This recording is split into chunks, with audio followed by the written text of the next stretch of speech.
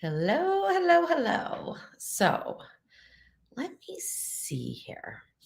Um, First of all, let me apologize for anyone who's tuning in. I just had a little bit of a tear fest. Not necessarily all bad, but I did get a notification from one of my followers who's been, I'll probably cry again, who's been a follower for a long, long time. And she's a vibrant, wonderful lady. And she just went into hospice care. So that was one thing that happened just about an hour or so ago. And then I made the mistake of reading an email from somebody else who is so incredibly wonderful and so insightful and so kind that his emails like touch me so deeply that anyway, and John, there you are. I should never, ever, ever read your emails before I go live because I like am crying. um, you're just such a wonderful person. I love you and I love Barry. Thank you so much. And these are not, I mean, a little bit of tears of sadness for my friend, but um, the tears about the email are good ones. They're happy ones. So anyway, let's get this over with. Stop, stop, stop. Right. Um, and I can't control my emotions. So what you see is what you get. Right. I just can't. If I'm mad, I'm mad. If I'm happy, I'm happy. And if I'm sad, I'm sad. And if I'm crying, I'm crying. That's just me. All right, let's move on. Hi, Brittany. Hi, Latoya. How are you? John. Mwah. Hi, Wendy. Hi, Lisa. Hi, Barbara. Hi, Renee. Hi, Billy. Hi, Pamela. And hi, Mary. How are you? So, all right. Well, I don't have anything. Hi, Little Miss Sunshine. I love that name. I mean, I love that name. That's awesome. So, first of all, cheers. I have a kind of a strange drink that I just whipped up, and I'll tell you about it. It's kind of uh, precursing one of my recipes that I have coming out, which is for a slow cooker pork tenderloin with a peach bourbon sauce. And it's mild, it's not like real alcohol-y or anything like that. So I have this peach bourbon and I thought, you know what, I'm going to whip it up with a little bit of peach tea and some like club soda. But what keeps happening is the ice and the bourbon keeps going up on the top, which makes it a beautiful drink. But then you get all the alcohol on the top. So I have to keep mixing it up. So it kind of mixes in. So I won't be tipsy within 5 minutes, right? All right. So we've already have a question. So that's great. Let me just really quick say hi, Island Candies. I love that name too. Hi, Katie. Hi, Barb. Hi, Michaela. How are you? And let's see. Hi, Anne. Hi, Nancy. Hi, Faith. Hi, Marcia. How are you? Hi, and Barbara. I need a straw. That's right. I do. All right. Let's get to the first question from Renee. And I feel like I get this question every single day. Do I recommend the newest Ninja Foodi for the 8-quart? So if you've been in my other Q&As, you're going to know I get this question every single time. And that's fine. I don't mind answering it. I don't have a concrete answer. So I like it. I tend to cook with it when I'm cooking like for myself or testing recipes, but on camera, it's very difficult for me to use. That's why you don't see me using it a whole lot, just because of the placement of the buttons. And when it's turned towards you guys, I can't see them at all. Like the other one, I just know I can pretty much just, do whatever and I hit the right buttons, but this one is a little challenging. So that's why I don't use it that much, but it's not because I don't like it. Now, I am noticing a few things though, that as I'm getting deeper into testing it and trying it with different recipes, is the stackability for like 360 meals is not exactly the same as the older models, even if you're comparing 8-quart to 8-quart. And that's because the lid, the coil in the lid sits lower. So in our pressure cooking lid, we have like a concave surface underneath there. So we can get a little bit more food in there if we're doing 360 meals. And I can get a 6-inch by 2-inch Fat Daddy-O pan on top of my rack, in the high position. And that works beautifully with pressure cooking, but it won't work with the steam and crisp model because of the way the lid is designed. So that's one drawback.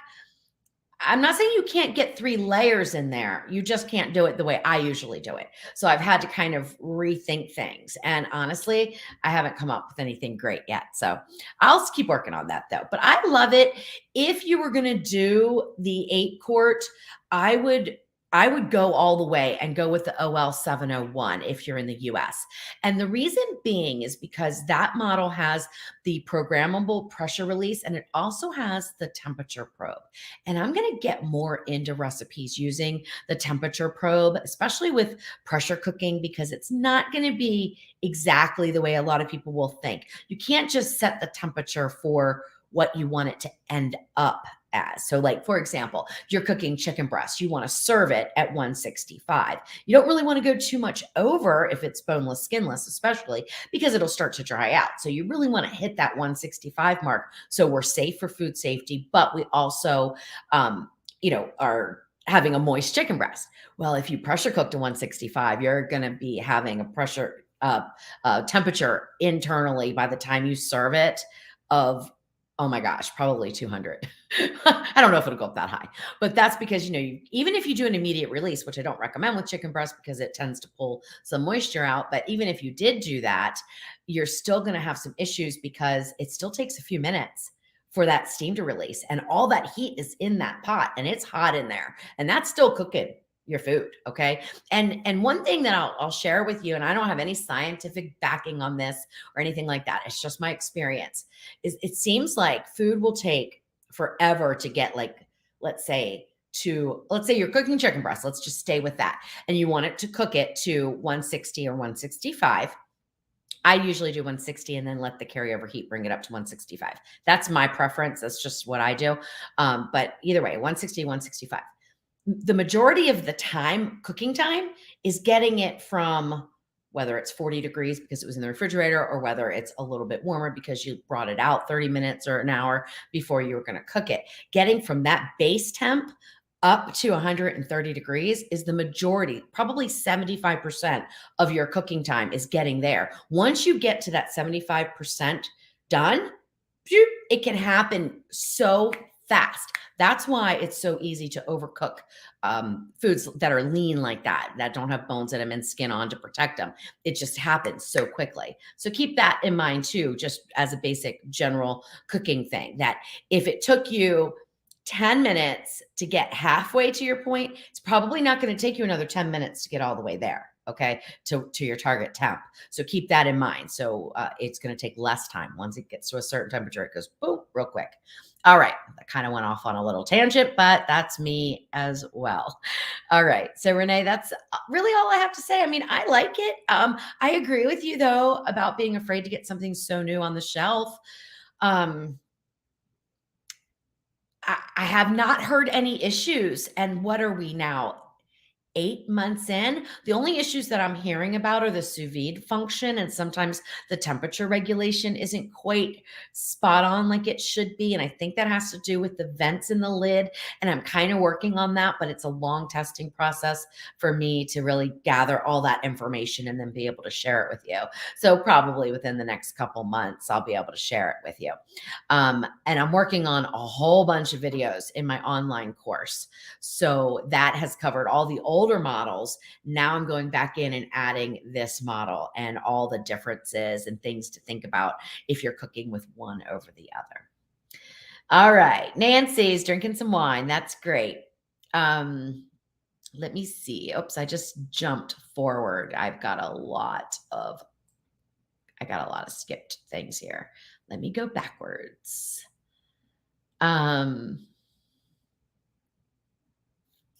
Hi, Faith. Oh, thank you so much. Faith said, cheers, love your true honesty. Thank you. I don't know how to be anything but. So sometimes I come across wrong because I just don't know how to be anything but myself, and myself is an honest person. So, I'm glad you like it. Some people don't. I'm blunt. Like if you ask me, I'm the kind of person like, if you ask me, does this dress look good on me? And not on me, but on you. If you said, does this dress look good on you? I would be like, if it didn't, I'd be like, No, I probably would wear something else. That's me. So that can be a problem sometimes. Um, okay, Marcia, I think, is it Marcia or Marcia? It could be Marcia.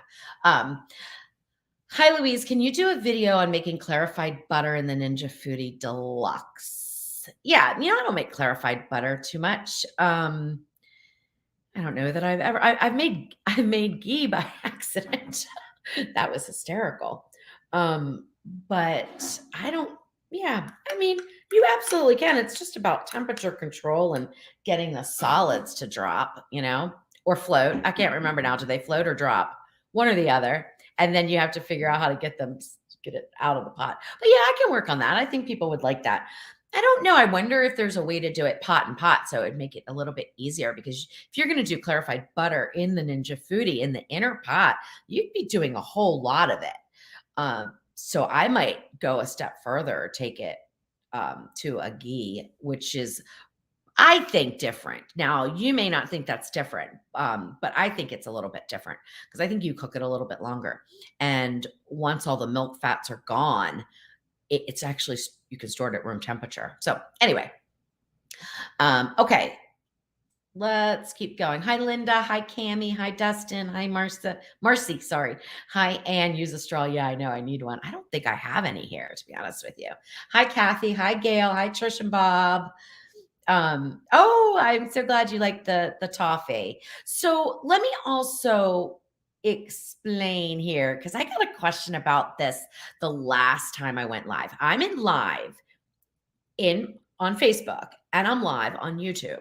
So you guys might be saying, what comments is she saying? Well, I might be reading them from YouTube because they all feed into this one StreamYard feed. So I can see both without having to go back and forth between the two platforms. So I can see both. So you may not be thinking, I'm not following along. If I'm answering a question, what I will try to do moving forward is put it up on the screen. So no matter where you're tuning in on whatever platform, you can still see it. Okay. Okay, let's see. Island candies. Which do you like best, the iPot or the Ninja? I like the Ninja better. For a multitude of reasons, and it's debatable. People who love Instant Pots absolutely love them. I just never, I use my Instant Pot and I had some recipes for Instant Pot, but I never fell in love with it. And I think it's because when, originally it was just a pressure cooker. And to me, I'm not the type of cook that wants to pressure cook, then transfer everything into another container, another pan to put it in the oven to crisp the top. So Ninja was like the answer to that. And I just fell in love with it. Now they have the Instant Pot Duo Crisp, Pro Crisp. Now they have one. I'm not sure if they're calling it a Duo Crisp, but it's actually a one lid. I don't have that, so I can't compare them. The Duo Crisp, when it first came out, the features weren't identical. They were similar and they worked similarly, but there was some issues that I had an issue with. One is that steaming locked the lid and the valve had to be sealed to steam. So really that's building pressure because the pin's up, the lid's sealed. So we're really pressure cooking, probably at a lower PSI, but we're still pressure cooking. So I didn't like that feature. I want the steam to come out of the top. I want it to be true steaming. And then the other one was that temperature settings weren't quite as hot. And I think heat is what cooks our food. So the hotter we can get on an appliance, the better for a lot of different reasons. So that's why I like the Ninja Foodi the best. But Instant Pot has improved some of those things. They also didn't have all the adjustability with your sear saute. Like the Ninja has 5 settings, and I think, don't quote me though, because it's been a long time, but I think the original IP Duo Crisp only had 3, maybe 4. I can't remember, but so I'm Ninja all the way. I just absolutely love it. So, but it, Instant Pots, they work obviously. And if I was just pressure cooking and that's all I wanted to do, I probably would get an Instant Pot because they're a lot cheaper. If I didn't want to do anything else. All right. Let's keep going. Hi, Dixie. How are you? Okay, this is another good one. Sunat5, oops, sorry, says, are your recipes pretty much interchangeable for the 8-quart instant pot? Yeah, pretty much. Pretty much. The only difference would be if it's a steaming recipe, because again, most instant pots, not all of them, there are some that don't require you to seal the valve. But if your instant pot requires you to seal your valve, then you're going to be cooking at a little bit hotter of a heat than the Ninja Foodi on steam, even if you're on steam in your instant pot. So you might need to decrease your liquid a tad and decrease your time a tad, because also you're not going to have as much evaporation. So when the Ninja Foodi is steaming, it's releasing the steam consistently. Okay. It's consistently coming out. So we've got some more evaporation going on. And in the instant pot, if you're sealed, you're not going to be releasing that steam. So you may decrease your liquid just a touch. I'm talking 2 tablespoons, if that. It really not a lot. And that would be only for things like rice or you wouldn't really steam pasta, but if you were steaming rice, if you're doing vegetables on steam and you're using 2 cups, it's not going to make a difference. Just do it because your food's elevated. That's not going to make any difference. I'm talking about when you need a specific water to food ratio, like with rice. Okay. Let's see. Billy Crady, do you have a cookbook for summer cooking? I don't. I have been so busy getting all of my recipes on my website, and they're all free. I just run out of time. Literally, I just run out of time. I've been talking about doing a cookbook for about a year now.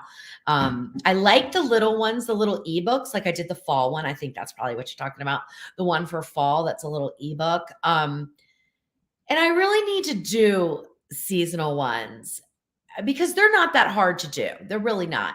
But I have in my brain this big project to do this big cookbook, and it's daunting. So I think I'm just paralyzed by that and not, I don't know. I haven't been very efficient lately. I think with the move and everything, with getting the studio built, now it's been a lot. And my mom's been sick, not sick, I should say sick, but she had a medical issue back in the fall, and she had a complication, and then I've been back and forth to Maryland quite a bit, a lot more than ever before. So I just have been really busy and a little bit stuck on this big cookbook, but you're right. I need to get one done.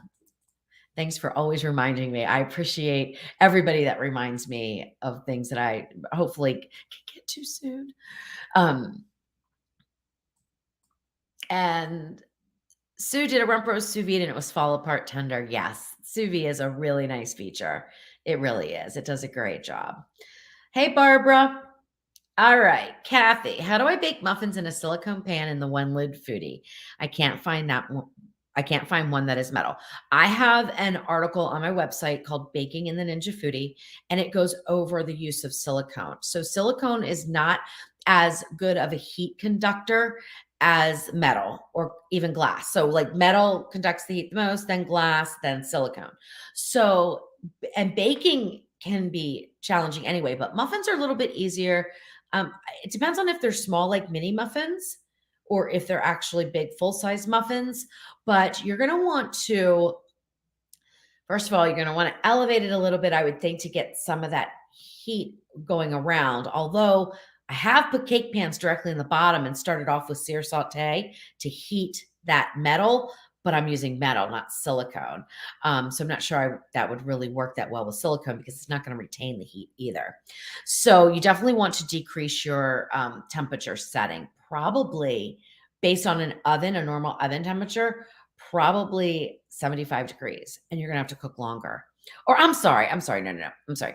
Probably 50 degrees if you don't want your tops to get too done before everything else cooks. So that's the challenge, right? So 50 degrees, and then maybe bump it up. Or if you can, like if you're rising your muffins, I know I sound like all these things are so complicated. They're not really. It's just things that I always think about when I'm doing something for the first time. So I just am going to just spill it all out. So I haven't done muffins, so I'm just thinking it through my head. So if I were going to do muffins and they were going to rise up, I would probably start out at a higher heat, maybe 50 to 75 degrees hotter, probably 50 hotter than your oven temperature. And I know that seems odd. I'm sorry. I am backwards today. Not hotter, lower. Sorry about that. Lower, lower, lower. So I would probably start out. Okay, let me go back for a second so I can explain this because I'm backwards. The rule of thumb is 25 degrees lower temperature in the Ninja Foodi because it's more compact space, less heat loss than a traditional, oven that's underneath your stove or on in your wall or whatever. Okay, and it's convection too, so that's why we go between 25 and 50, depending. But when I have a baked good, sometimes I'll start out at just 25 degrees lower, let it rise, let it get that dome on your muffin or, rise your banana bread or whatever you're doing. And then I'll cover it, lower the heat another 25, sometimes even 50 degrees, and then let it cook until it's done in the middle. Okay. Because it doesn't, I'm not going to say it doesn't work as well because once you get your timing down, it works just fine. But there's not as much circulation around as in a bigger oven. So there's some challenges to baking in the Ninja Foodi. I hope that helped. I'm so sorry I got that all backwards for a minute. Hi, Ashley.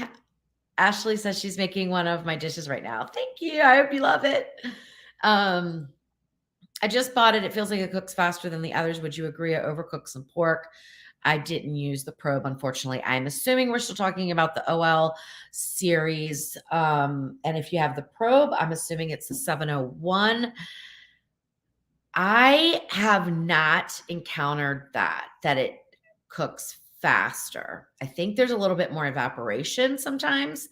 But I haven't encountered that. And I've done a few of my recipes that I do in the older models and have done them in the newer model with the one lid, and they haven't needed any different timing. So, I mean, it could be the size of the pork was a little bit different. I mean, it certainly could be that it cooked it a little bit faster, but I haven't encountered that. It could also be the other ingredients that you used or something less liquid, more liquid. There's a lot of variables, but I have not encountered that personally. All right. Hi, Lisa. Do I have a cookbook? I have a cookbook. I have a small Flavors of Fall digital cookbook that I did a couple years ago, and I haven't done another one. But that's why somebody was asking, do I have one for summer? Because I did this fall one, and then my idea was to do fall, winter, spring, summer, but I just never had time to do it. So I have one cookbook, like a 30 recipe ebook.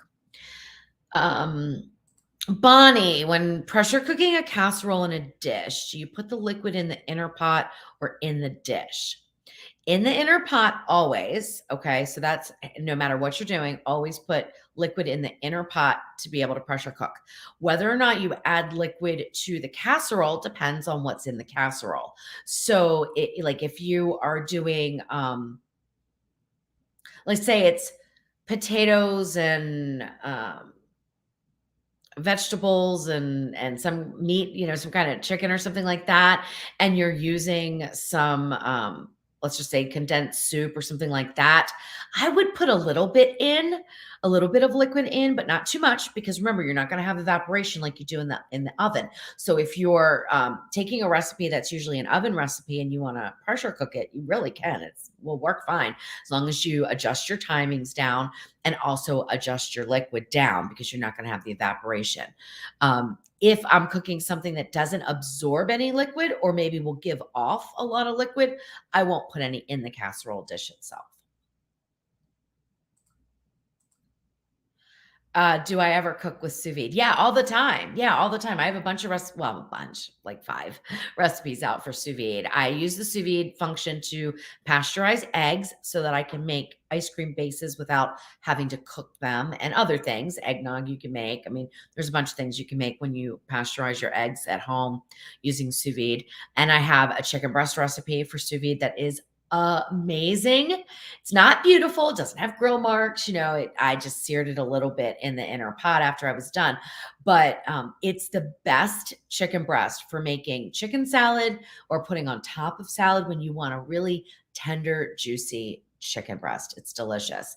I did corned beef and I did a big beef roast. They're all amazing. Sous vide is an amazing way to cook if you have the patience for it, because it can take a long time. a lot longer than a lot of other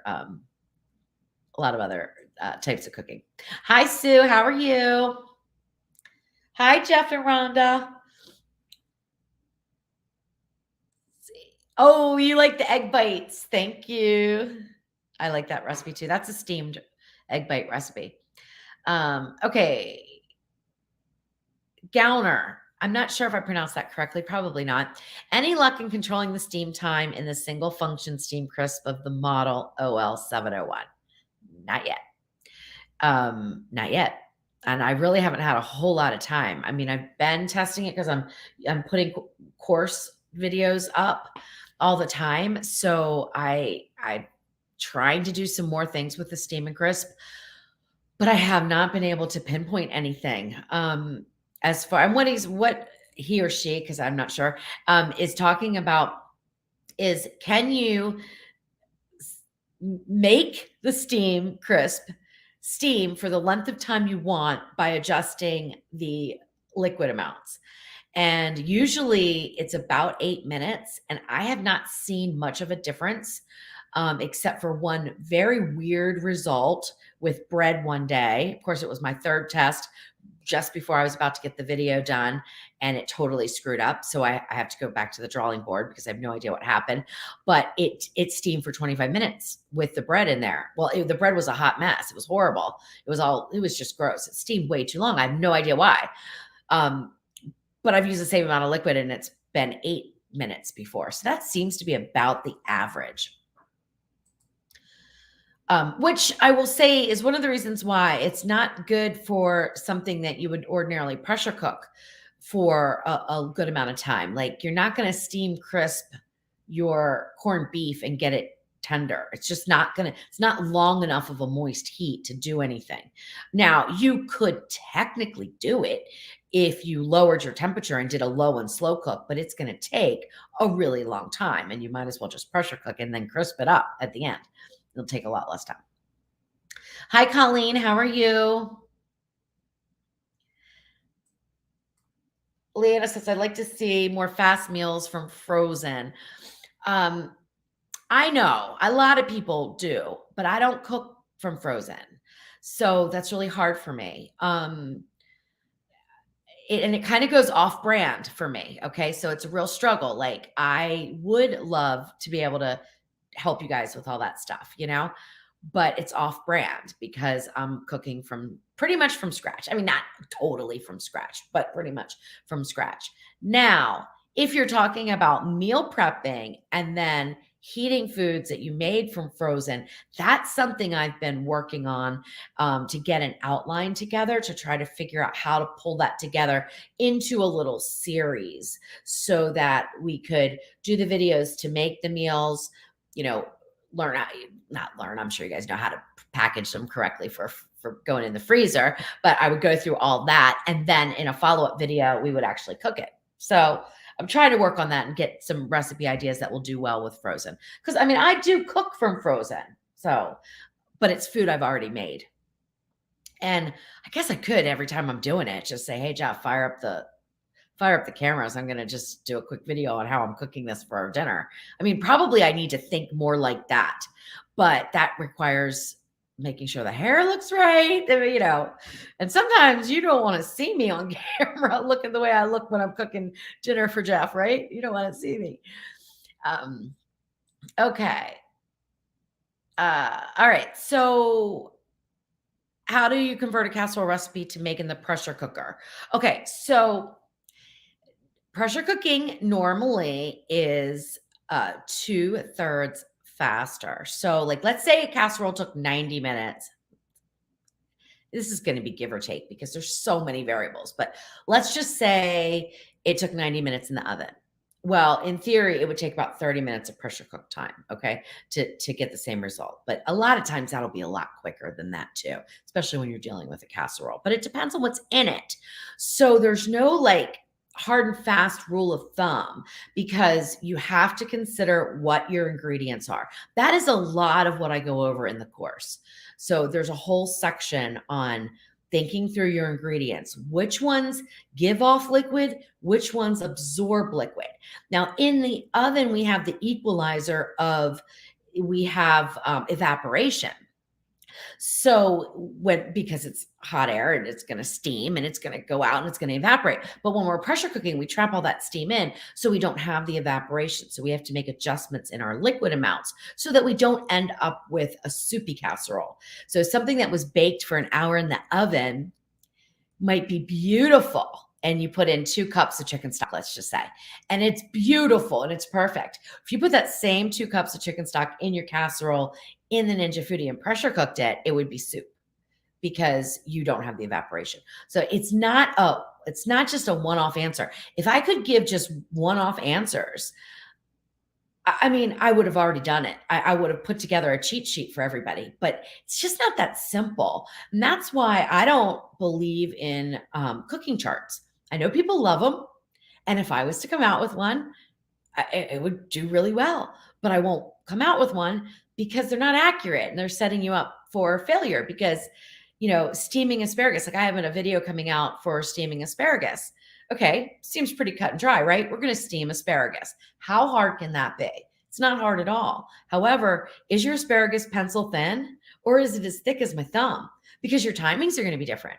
So if it says steam asparagus for 10 minutes and they're talking about pencil thin asparagus and you have thick asparagus, you're going to think that person did not know what they were talking about, because it just varies. I mean, food varies. I could even have the same exact size asparagus and mine might cook 2 minutes faster than yours. Maybe my water that I used to steam was just a little bit warmer, maybe. And I mean, like if in the Ninja Foodi, when you're putting it in at stovetop, usually let it come up to boiling, then you put your steamer on top. So yeah, there's just so many variables. I hate that though, because I wish it could just be like boom, boom, boom. And I could just tell you how to cook everything and everybody be happy. But cooking isn't like that. Cooking is more thinking things through, and then and sometimes a lot of trial and error, right?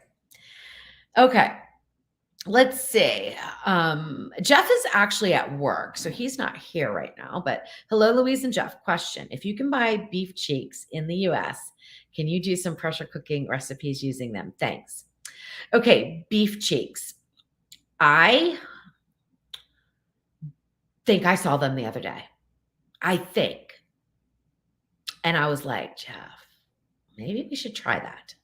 And there was something else that I think I saw the other day. We are very limited here in Tennessee and Mississippi, where I live in Tennessee and I work in Mississippi. So we're very limited in grocery stores and in choices and things like that.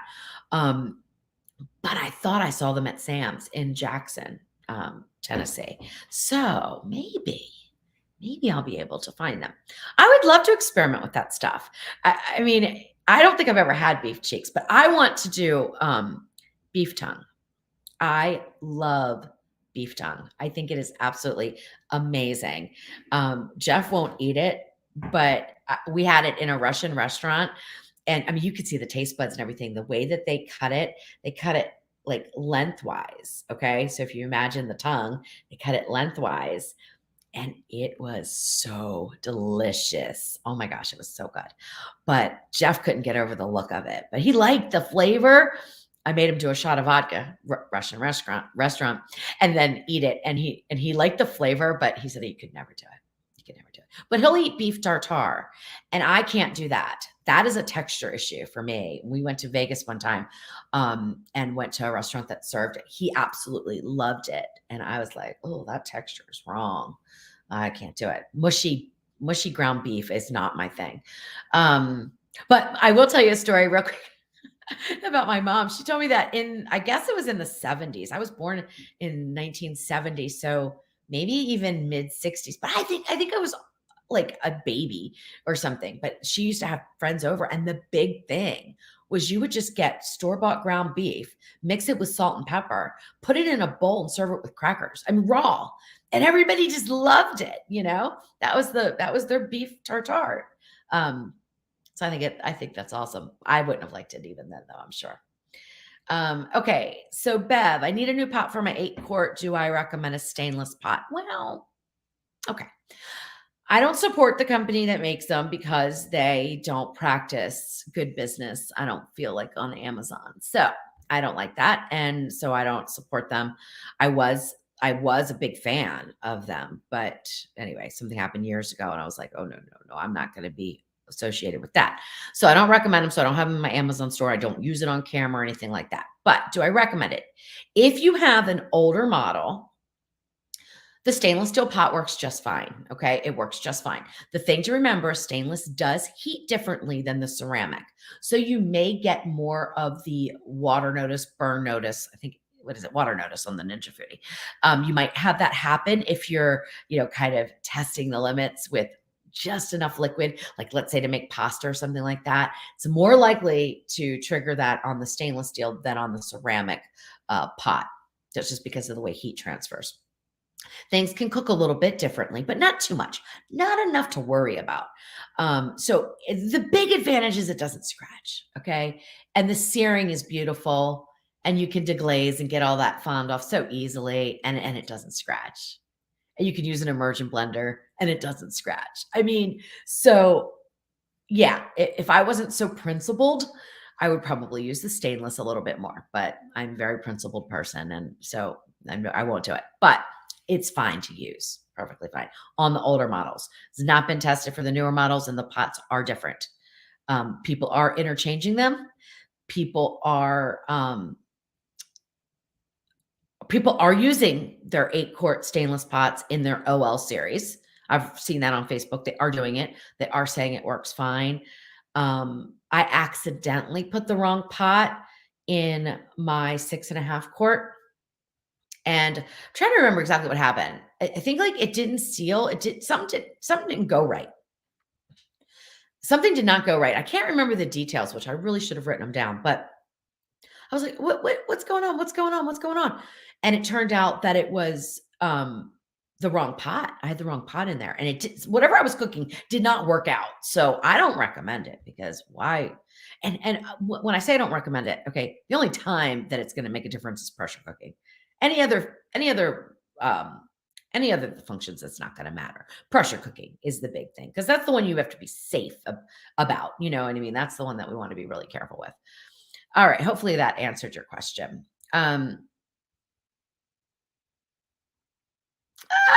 I think that's so funny.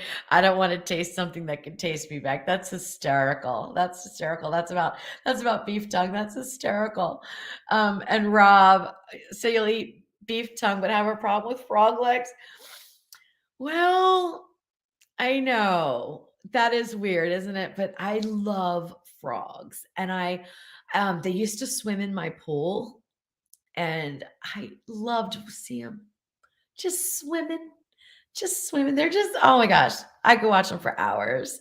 Of course, I love cows too. I watch them on the side of the road all the time. So go figure.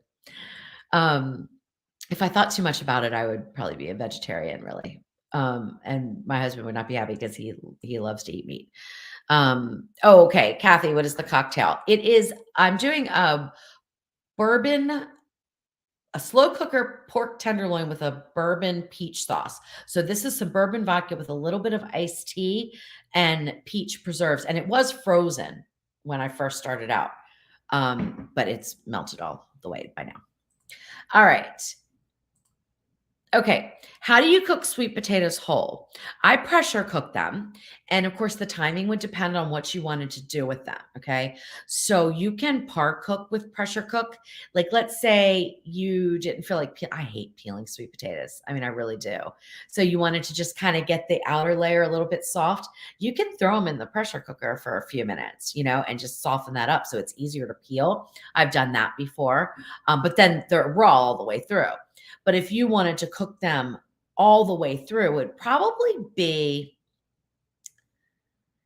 and not have them mushy, but more like for a baked sweet potato, pressure cooked, obviously. Gosh, I would, depending on the size, because they come in sizes as small as your hand and as big as my head, it seems. I would probably say 30 minutes, 25 to 30 minutes. That's what I would say, but I haven't done it yet. I want to make sweet potato fries. That's my next thing to work on. I don't eat a whole lot of sweet potatoes. I'm not a huge fan, but I do want to try that. So I'll be par cooking them for the fries, I think. And I'll just have to update you, right? I'll just have to let you know. Okay, Kathy, I'll get with you just one second about that. Let's see. Well, hi, Salt, Pepper, and Fire. How are you? We were just in Florence, Alabama, just a couple weeks ago, as a matter of fact. So that's awesome. That's awesome. Okay. I'm working my way back up because I just jumped a whole bunch. My mom made tongue and served it with tomato sauce. Delicious, but I made it once and couldn't handle dealing with the tongue. That's what I'm afraid of too. I'm afraid I'm not going to be able to deal with the tongue itself. I mean, it looks kind of icky even in the package. I don't know. Like sometimes I think I can do these things, and then in reality, I really can't. My hubby makes frog legs all the time. Juliet, they were good. They were good. I just couldn't do it just by looking at them. Hey, Defense Whiz, how are you? All right. Gigi, I made pork chops the other night and had a really hard time with the meat thermometer probe. Do you put it in the top of the meat or in the side? The side. The side. That's going to give, and I don't know if were you using the grill or were you using the pressure cooker? Did you get the OL 701? I didn't think you did, but maybe you did.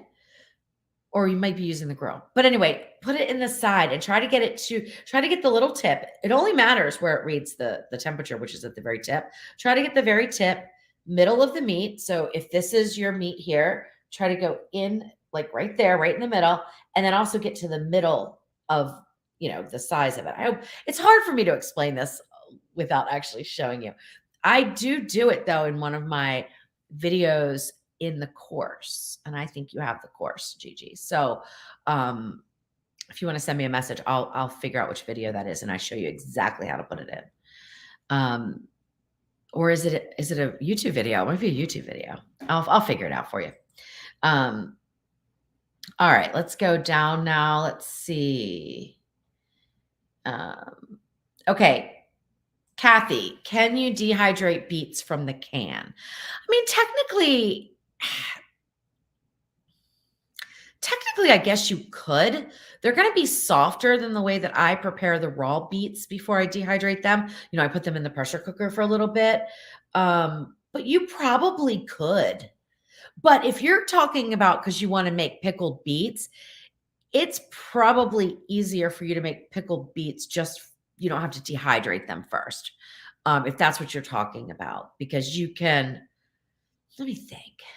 But if they're already cooked all the way, how are they going to absorb the pickling liquid? I don't know. I've never made pickled beets from cooked beets that weren't cooked in the pickling liquid. I'll have to think on that one. I'll have to ask my mom. That's a mom question because especially if you want to pickle them, because she's a pickled beet connoisseur. She knows how to do all that canning and pickling and all that stuff. So yeah, I'll have to get back to you on that one.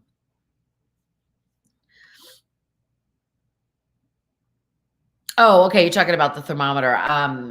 Newbie Nicole says, I placed mine at the end of my roast and it worked fine. Yeah, it's going to work fine wherever you put it, but it's going to take the temperature of where it is. Okay. So that's why you want to aim for getting into the middle of the meat so that you're going to that temperature right at the middle.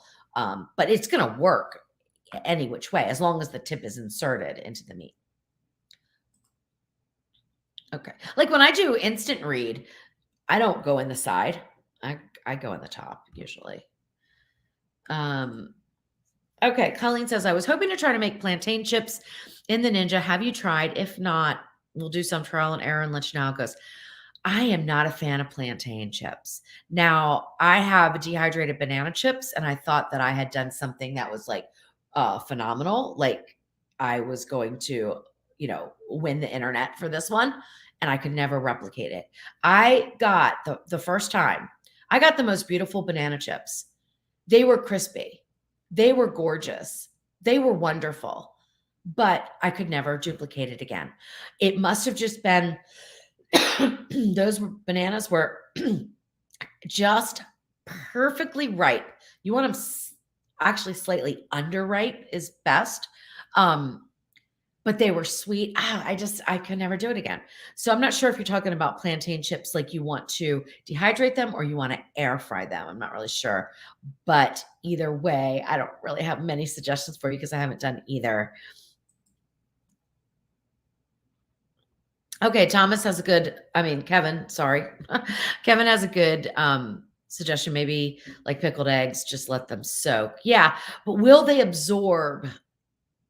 I don't know if I don't know. I don't know if they'll absorb the pickling liquid. I mean, I guess they're going to get some of it, right? But that's why I dehydrated mine. So I had a bunch of beets, so I dehydrated them, and then when they're dehydrated, they're just on my shelf. And anytime I want pickled beets, I throw the dehydrated beets in with my pickling liquid, and I pressure cook for a few minutes with the eggs on top, and then I can do 1 jar of pickled beets and eggs. It's delicious. They're wonderful. Oh my gosh, I love them.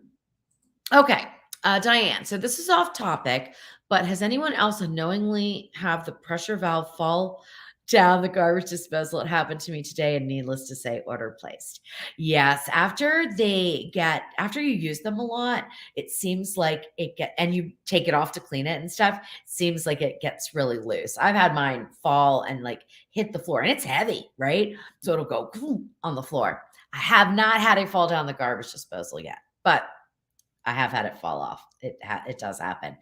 You might be able to adjust. There's little pins on the inside, like you might be able to squeeze those closer together if you've got really small needle nose pliers in the cap itself, so that it hooks on that knob thing a little bit tighter. You might try that. Well, your new one will be fine for a while anyway, but when it starts to loosen, you might want to try that. Hi, Fabiano. How are you? And let's see.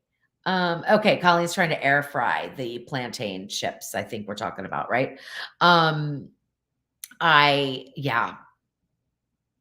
I can't really answer that because I don't. I've never cooked plantains because I don't like them, so I never cooked them. So I really don't know how they would do because I would think they would soften up too much, but I don't know. So I'm sorry, I can't help you with that one. Thank you, Mark. I appreciate that. Hi, Sue. How are you? Oh, sorry about that, guys. Okay, Randy says yes, they will. My mom did it all the time. I'm thinking we're talking about beets. I think so. Okay. All right. Brittany. Hey, Louise. I had someone ask me if there was a way to air fry the orange chicken I made the other day. It was covered in a very thin cornstarch slurry type batter. I didn't know how to answer her. Have you ever air fried something that has a very thin, watery batter on it? Yeah, it won't work. So it's just not going to work. I tried everything when I first started with air frying. I tried everything to get like a true battered breading to work, freezing it, all this kind of stuff, standing on my head and everything I could think of to do. I did. It's not going to work. It's just not a hot enough heat fast enough. Like the oil just sears it on right away. So what you can do is skip that part altogether, or do what I do in my cauliflower recipes or in my chicken nuggets even.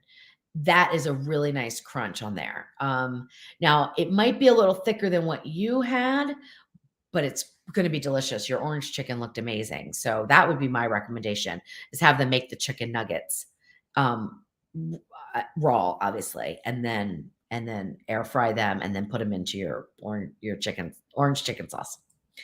Hey, Deborah, how are you?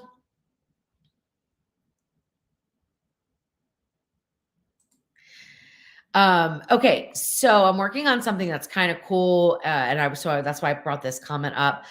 Brittany says, "No worries, appreciate it. You saved me because I was going to try to do it with tempura veggies, so I will skip the air fry." Yeah, it's not going to work with tempura veggies.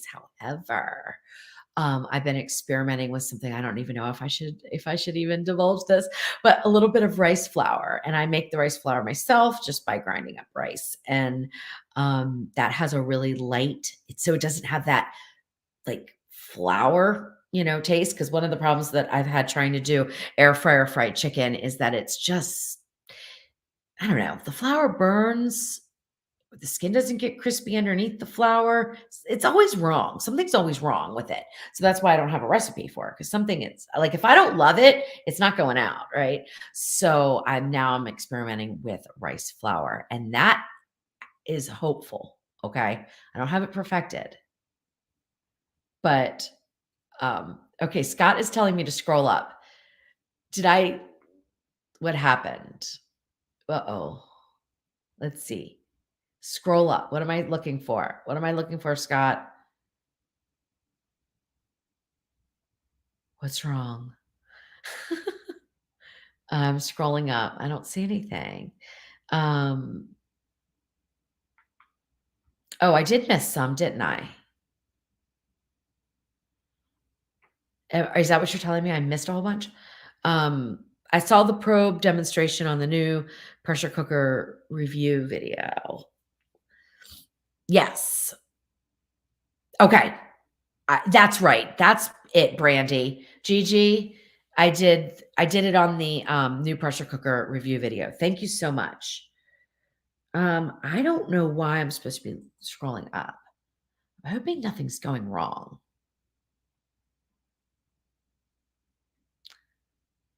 Like, I hope I don't have somebody. Oh, maybe I am. Hi, Ricky. How are you? Or Tammy. Hi, Tammy.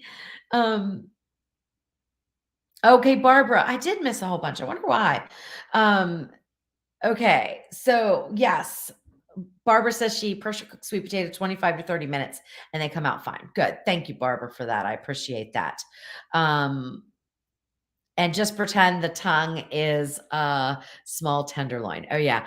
Yeah. Wait till you cut it open though. If you slice it, I mean, you see all the taste buds. It's kind of creepy. Okay. Okay. So Kathleen, going back to doing a casserole in the pressure cooker, do you leave the lid on the casserole dish or leave it off?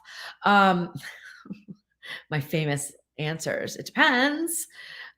Probably I would cover it. Now, would I use the lid, like the glass lid under pressure? Probably not. So I probably would cover it with silicone or something like that. But I would most of the time I would cover it, at least in the beginning. But if I was going to pressure cook, um, I would cover it while I'm pressure cooking, unless I want the extra liquid in the form of steam to get in there. So, there are certain times. Most of the time, I would definitely cover it with silicone or foil. And then, of course, if I was going to do some cheese on top or whatever, I would then open it up and use the air crisp lid. Okay. Um, oh, I did. I missed a whole bunch, didn't I? Oh my gosh. I don't know how that happened. It must like just skip real quick because as soon as I started scrolling down, it must go all the way to the bottom. Okay, Scott, sorry about that. Any tips for spicing up your overnight breakfast casserole? Hot sausage, peppers, anything like that would be good. If you want it to do spicy, definitely, whatever kind of hot peppers you want will be perfectly fine. That is a recipe that can be changed in a million different ways. As long as you don't add too many ingredients that give off liquid. Okay. So, like the hot sausage, you're gonna brown it up. So that's fine. Peppers, not gonna be a big deal. You wouldn't want to add in like 2 cans of salsa, a spicy salsa, because then you're not going to get the right texture because you're going to have too much liquid in your eggs. So if you wanted to add some salsa, you absolutely could. And I don't remember what other liquids are in that recipe off the top of my head, but if there's like some milk or something, then you would cut back on that, to make that adjustment. Okay, Trisha says, where do I find your recipes on baking in the Ninja Foodi? Thesaltedpepper.com. So just go to my website, thesaltedpepper.com, and type in baking, and you'll see the article pop up. Okay, the search feature on my website works really well. Okay, I tried your cube steak in the crock pot. It came out great. Oh, I'm so glad.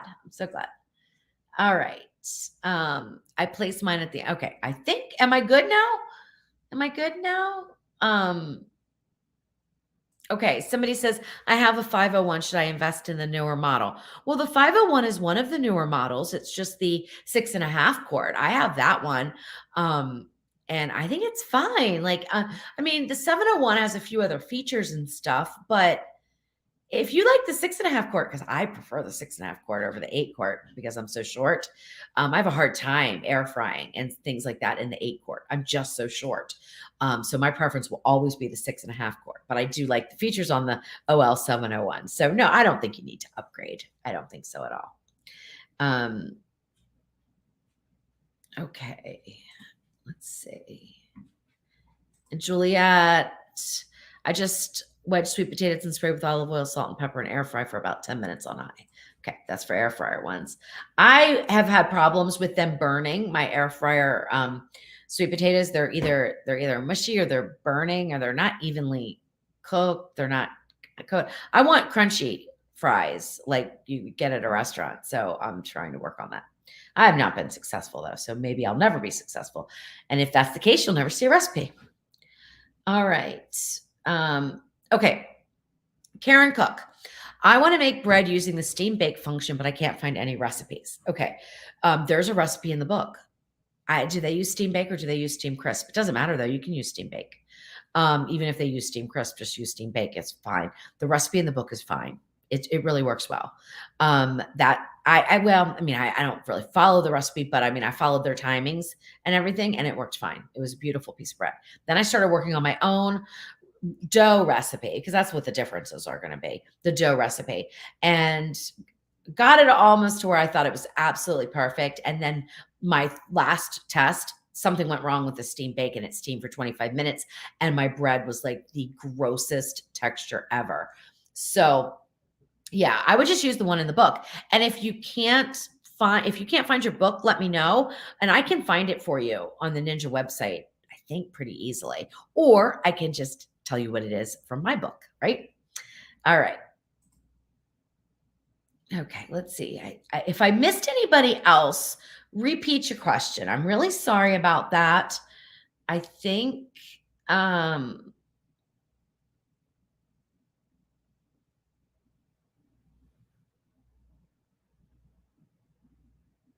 oh gosh. Let's see.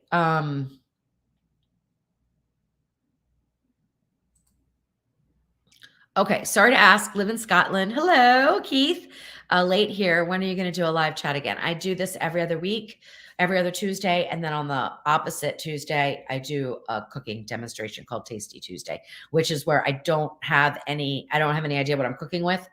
I get surprise ingredients and I just have to cook live. Sometimes it works out well, sometimes it doesn't.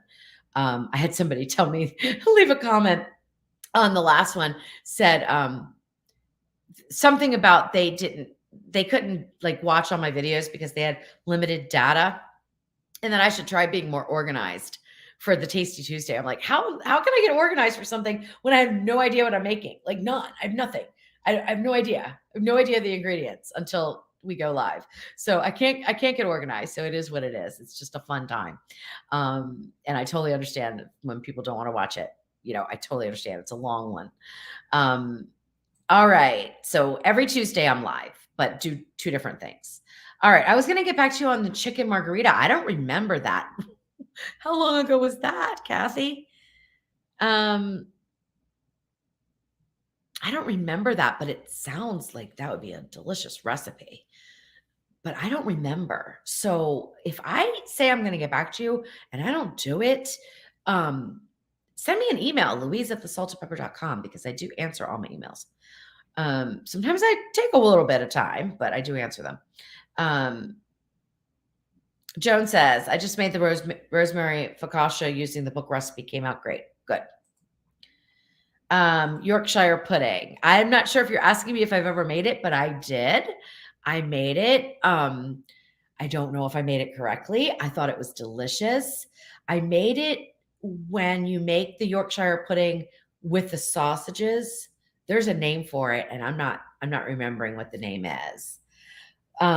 So Yeah, I made it. It's delicious, but I didn't get a recipe out. I'm so afraid it's like mine's not going to be as good as what people are used to. So maybe if I could find somebody who makes it and eats it a lot to test my recipe, then I can put it out if it's good enough. Um, and Wendy's saying proof first and then steam bake. Yeah, exactly. That's for the steam and baked bread. But I think she wanted to know like how much flour to water, the whole bread recipe, and that will be in the book. And then somebody's just asking me about what inspired me to push to be a creator on YouTube. Basically, I've written recipes since 2015 on a website, and my husband said, "Why don't you start doing videos?" And I said, "Are you kidding me? Who's going to watch cooking videos, especially with me?" Like I didn't know what I was doing, and then I just started doing it, and people seemed to like them, so we kept doing it. Keith asks, what time do I normally start? 7 p.m. US Central Time. They usually last about an hour, but I don't really have any I don't have any like hard and fast rules about that. So usually it's about an hour and it starts at 7 US Central Time. I do not know what time that is though in Scotland. Sorry. Okay, Fabiana. Hi, what air fryer do you recommend, please? Oh my gosh, there's so many. So probably if I only cared about air frying, I would probably get the XL indoor grill. Not the new one, not the new one, the older one that's rectangle, but it's the XL grill because I like the basket. I just like that you can spread the food out and I think you get more in there than any basket air fryer. And it does a great job. So for air fryer, I think hands down the XL Ninja Foodi grill does the best job. But it doesn't do better than the Ninja Foodi pressure cooker and air crisper. So don't get me wrong. It's just you could do more, right? So that to me makes it a little bit better of an air fryer. I have a basket air fryer, but I don't have a lot of experience with air fryers because I never used one before I bought the Ninja Foodi pressure cooker and air crisper because I was absolutely 100% convinced that an air fryer was just a gimmick for a convection oven and it wasn't going to do anything any better than I could do in my oven. And that was the stance I took for years. Okay. And then I tried it and I was like, okay, I was totally wrong. And I feel quite silly now. Okay. Tina, I love your Tasty Tuesdays. Thank you so much. I appreciate that. And John is telling Kathleen, don't use glass casserole when pressure cooking, right? It can break. All glass can break, more likely to break if it's got a hairline fracture or something like that, but it absolutely can break and it's going to ruin your dinner. You know what I mean? So I don't use glass in there. I've used some heavy ceramic when I first started and I didn't break. And I use canning jars, but they're for pressure canning. So even those break sometimes. Anybody that's an avid canner knows sometimes they break. And it's from a hairline fracture that you can't say, a little chip or something like that. Okay. Someone asked a question a couple times regarding what air fryer do you prefer? I'll add to that which air fryer ninja you prefer outside of the Foodi itself. Oh, I answered that, Patrick. I answered that. That would be my thing. I love the way the grill works, and I love just the way that it spreads out. I just really like it. Okay, Terry. Asked, Louise, are you going to cover any recipes using the slow cook function for us people who are out all day? Yes, I think I'm going to get into that quite a bit after summer. So I think of crock pot recipes, kind of like those warm and cozy types of meals. I am putting out a pork tenderloin with peach bourbon sauce sometime in the next couple of months. I just started testing it, so these things take time to get out, but it'll be out sometime, probably maybe even a month. And but it's not a long pressure cook time. Okay, I thought it was going to be at least 4 hours. It wasn't. I think the thing was done in 45 minutes. So it's not a long pressure cook. So it wouldn't be good for being out all day. But yeah, I will. I personally love the Ninja Foodi slow cook function, which is funny. I never liked the slow cook function on wasn't even called that really. I didn't call it slow cooker. I called it a crock pot, right? I never liked it. I always thought it boiled everything and it cooked it too much. And it was like, if you go put in everything at once and then you get home and some things are undercooked, some things are overcooked. Well, everything was overcooked to me because it boiled it basically. So I was never a fan, but I love the Ninja Foodi one because it does not do that. It's so wonderful. Okay, let's see. Oops, it jumped again. I'm so sorry. Oh, Tina says you sound like me in regards to the gimmick, and now I love my Ninja. Oh, I know. I know. Well, when the Ninja Foodi was first, like one of my friends said, "Oh, you need to get this Ninja Foodi." I'm like, basically, why in the hell do I need the Ninja Foodi? I mean, I have a stove, I have an oven, like, oh, it's cool. It pressure cooks, it air fries. And I'm like, things like that don't work, right? They don't work. They never do. But it did. And it was amazing. And I said, I told Jeff, I said, well, I guess I could get it. And if I like it, I could do some recipes with it. I'm sure people would appreciate some recipes and things like that. If I like it. But I didn't know that I would. Then I got it. And I'm like, oh my gosh, this is fun. And it was challenging enough. It was challenging at first for me. It's still sometimes challenging, but at first it really was. I mean, to learn how to get things to cook right in it. So, I'm here. Here I am, right, with all of you wonderful people, and we're just kind of learning as we go. But I love the Ninja. All right.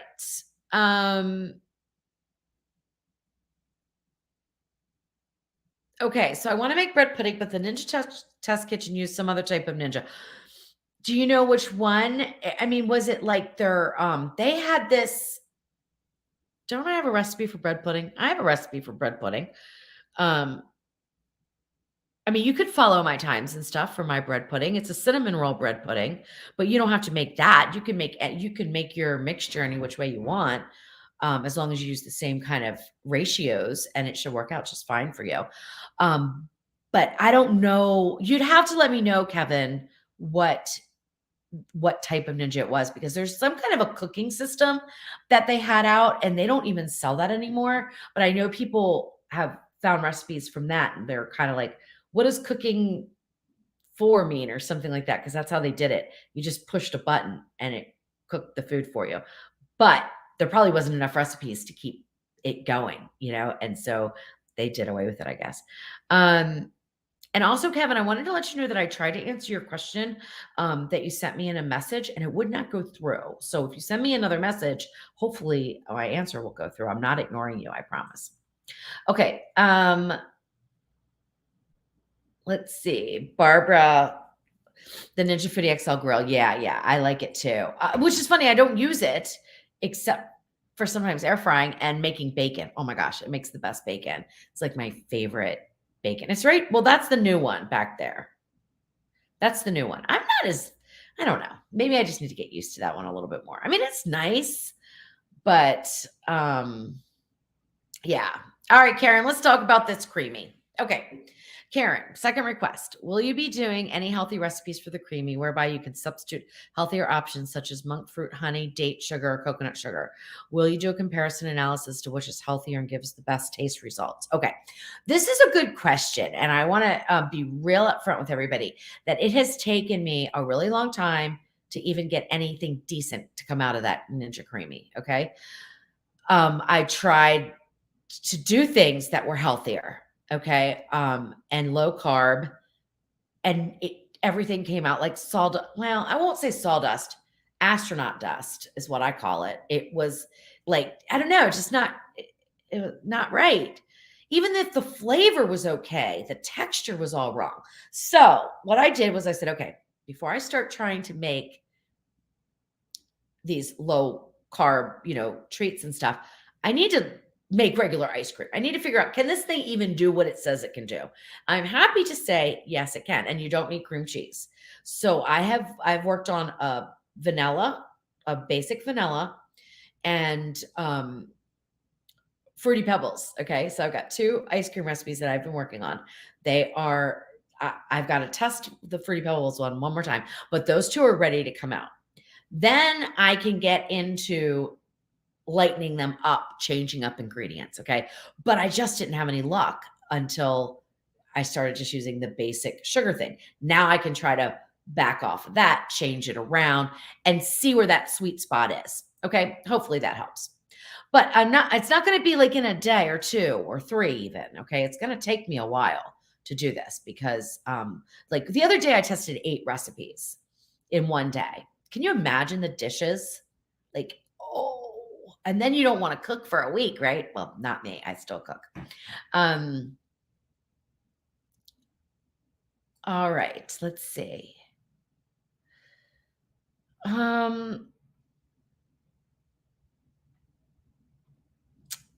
Patrick Kenny says slow cooker brownies are the best. Yeah, I do have a slow cooker brownie recipe. I love those. Those are good. Okay. Hi Louise. I checked your website. Do you have a scratch recipe for spaghetti sauce that doesn't take 4 hours to make? Not yet, because I have had the worst time finding good tomatoes for the past couple of years. But I do want to try to do one. The issue is going to be, Sharon, is getting the concentration down. Okay. Because when you're using fresh tomatoes and things like that, first of all, if you're going to pressure cook to infuse the flavors quicker, which is ideally what we would want to do, you're not going to be able to break down the tomatoes too much in the very beginning, or the sauce is going to get too thick and you're going to get that water notice.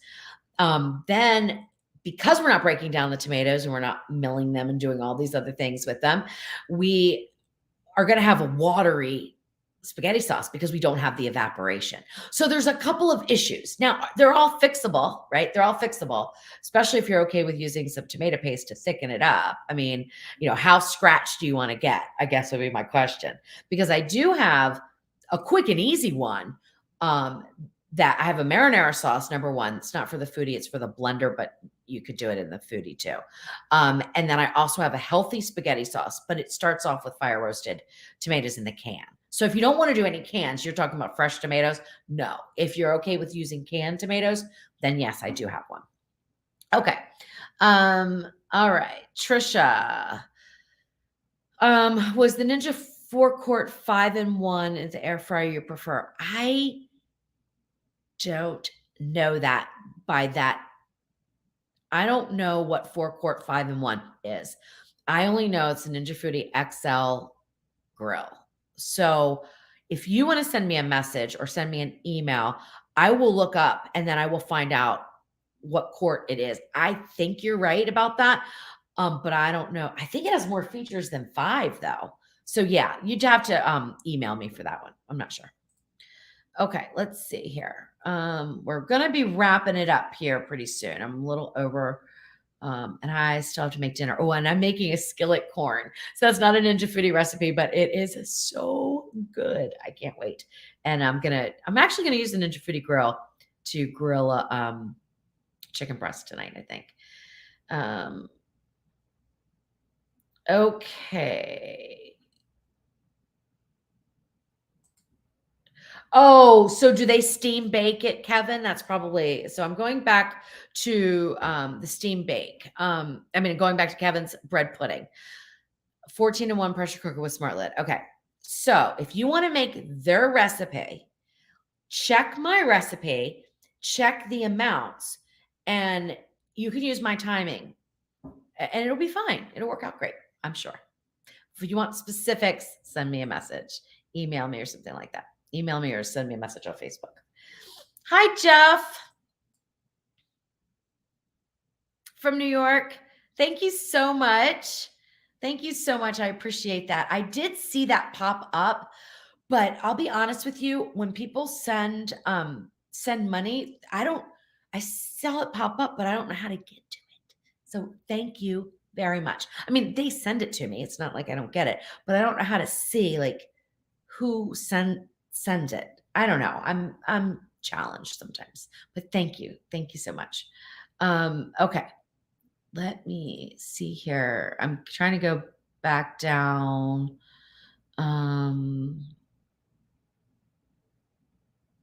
Deborah, what are we talking about? I'm just answering questions, just a whole bunch of questions, kind of random, nothing specific, just a whole bunch of questions. Okay. Honey Bear, use a quarter teaspoon of Terra gum per creamy container to get smoother texture, and or respin a couple times. I did try to respin a couple times. Mine's just not powdery on top though. Mine's powdery all the way through. It's like astronaut ice cream. That's what Jeff and I joke about. It's astronaut ice cream. But it did not do it when I used a traditional ice cream mix of milk, cream, egg, that kind of thing. So I just need to, I guess, figure it out. Okay, let's see. I think I'm caught up. So I will start to say, okay, somebody's telling me to scroll up. Re-ask my question. Okay, Dixie, scroll up. Why do I keep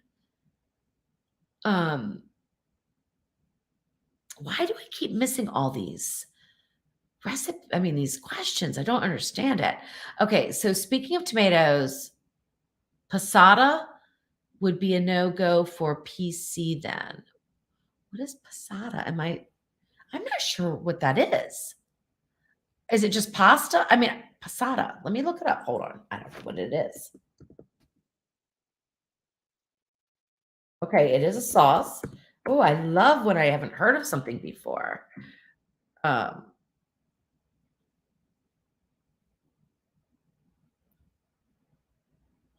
What is the difference with it? It's just, I'm going to have to look this up. So what is the difference? It says it's one of the most useful sauce in Italian cuisine, but how is it different from just, oh, here we go. What is the difference between passata and tomato sauce? Okay. Oh my gosh. Okay. I'm going to have to look that up because I have never heard of that term before. All right. So let me keep going. Okay.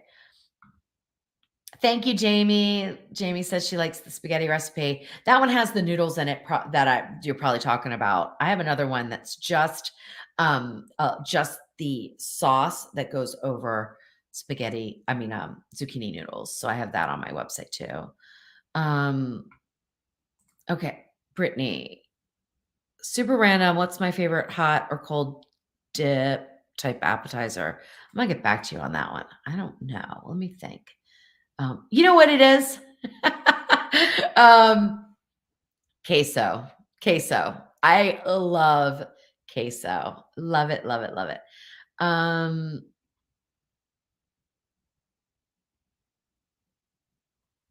Oh, Kathy. Okay, Kathy. I do want to talk to you about this. Okay, so you were not talking about pickled beets. You were talking about, can you dehydrate beet chips from the can? Okay, so you probably don't want to dehydrate. You want to air fry beet chips is what you want to do. I'm not sure how they're going to work from a jar because they're a little bit more cooked than what I use in my recipe. And they're thicker. And I'm not sure if you're going to ever get them thin enough to really air fry up nicely because I par cook mine and then air fry them and they're really good. They're nice and crunchy. I don't think they're going to work very well, Kathy, honestly, because I'm not sure how you would get them thinner. And usually in the can, they're pretty thick.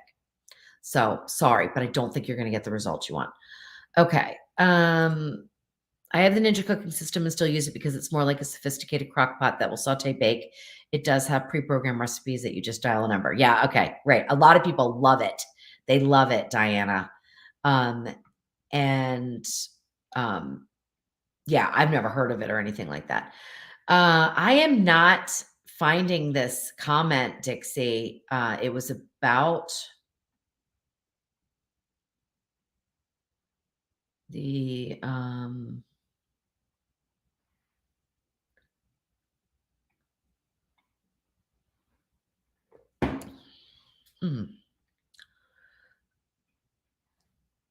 right. Okay.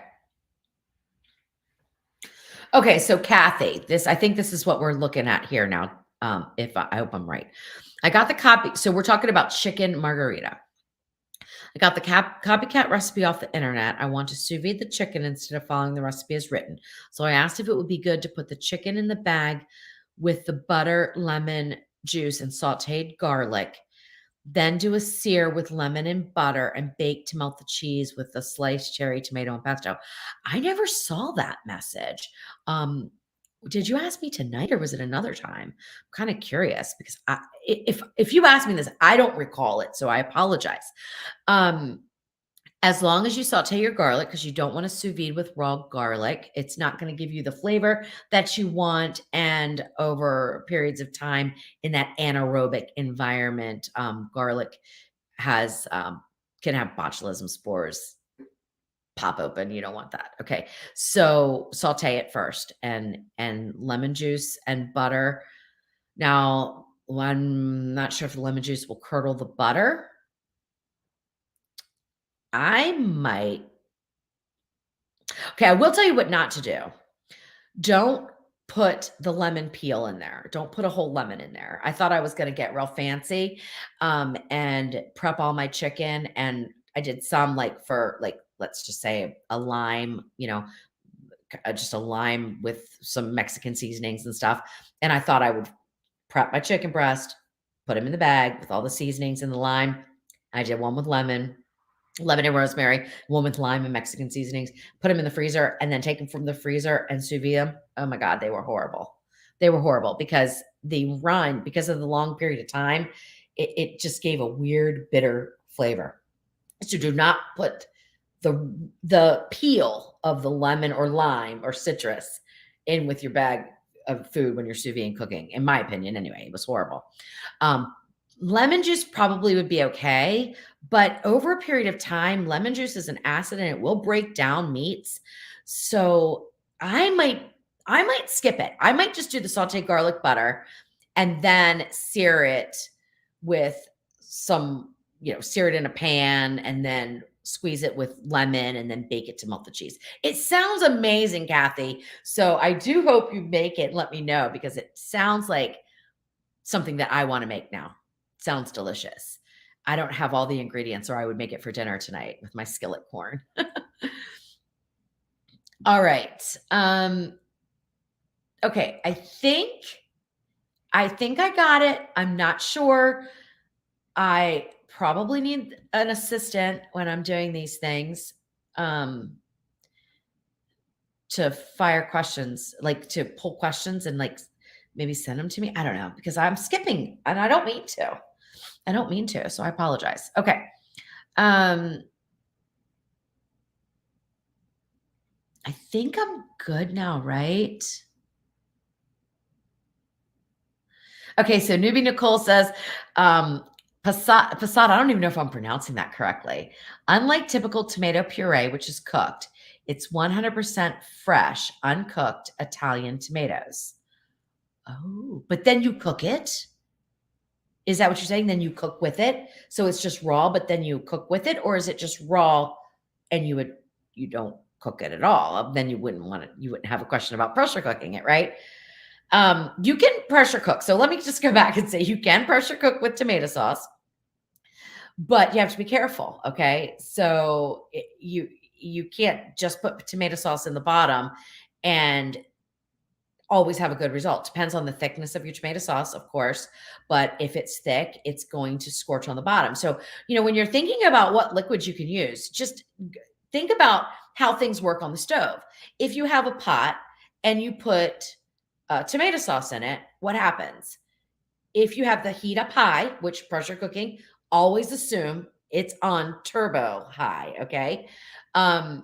What's going to happen to the bottom of the tomato sauce? It's going to burn. Let's say tomato soup. You're going to make tomato soup on the stove. That's hard to heat through, and to keep it, you have to, keep the temperature at a low temperature to heat it all the way through. If you turbocharge that on the stove just on high, you're going to end up scorching the bottom. You're going to have all those bubbles breaking through real slow that then pop your tomato sauce all over your kitchen, or your tomato soup all over your kitchen. Well, that's the same thing that goes on inside the pot, it's just a hotter environment. So that's why we have to make sure we have enough thin liquid. So hopefully that helps.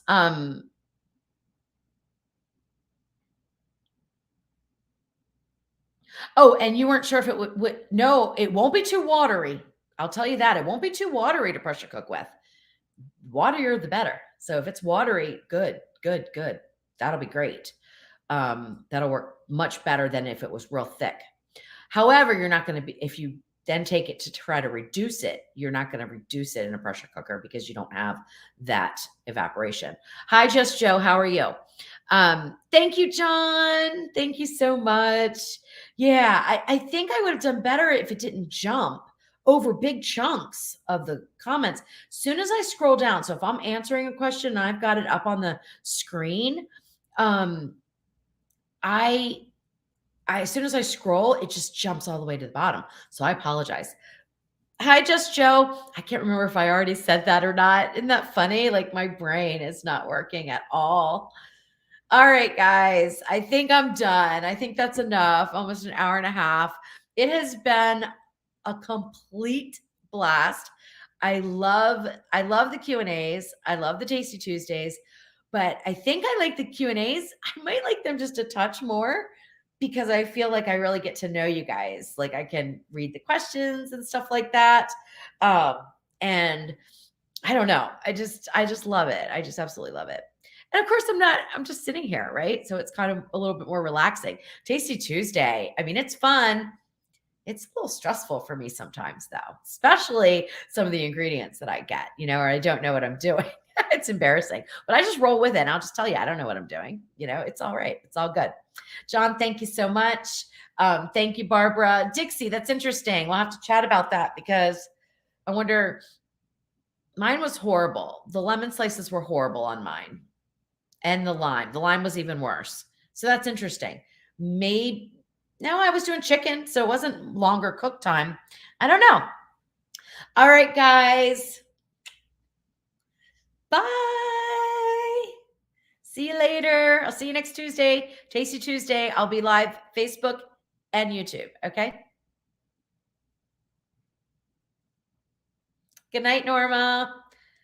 You're welcome, Shelly. Bye, Patrick. You're welcome. Hi, Robin. Bye, Robin. Good night, Dixie.